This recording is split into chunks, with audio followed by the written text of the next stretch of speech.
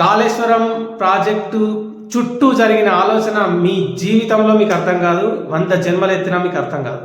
మీరు కాళేశ్వరాన్ని ఆపాలని ప్రయత్నం చేస్తే ఆగిపోయేది కాళేశ్వరం మాత్రమే కాదు, దానితో లింక్ అయి ఉన్న మిషన్ భగీరథ ఆగిపోతుంది, మిషన్ కాకతీయ ఆగిపోతుంది. అంటే మిషన్ భగీరథ ఆగిపోతే ఇంటింటికి నీళ్లు రావడం ఆగిపోతుంది, మిషన్ కాకతీయ ఆగిపోతే చెరువులన్నీ ఎండిపోతాయి, చెరువులన్నీ ఎండిపోతే భూగర్భ జలాలు అడిగంటిపోతాయి, బోర్లన్నీ ఎండిపోతాయి, మొత్తం వ్యవసాయం అడగంటిపోతుంది, వ్యవసాయం నాశనం అవుతుంది, రైతుల ఆత్మహత్యలు పెరిగిపోతాయి. ఒక్క కాళేశ్వరం చుట్టూ ఇంత చరిత్ర ఉంది. అది మీరు ఎన్ని జన్మలెత్తినా మీకు అర్థమయ్యే అవకాశమే లేదు.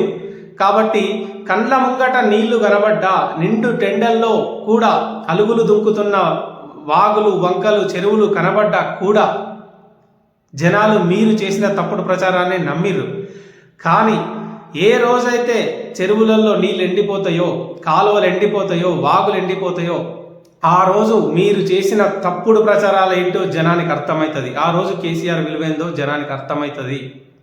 కండ్ల నిండా కరెంట్ ఇచ్చినప్పుడు కూడా, 24 గంటల కరెంట్ ఇచ్చినా కూడా జనాలు మీరు చేసిన తప్పుడు ప్రచారాన్ని నమ్మిర్రు. అప్పుడు కేసీఆర్ విలువ జనానికి అర్థం కాలే. కానీ కరెంటు కోతలు మొదలైనప్పుడు ఖచ్చితంగా జనానికి ఆ విలువేందో అర్థమవుతుంది.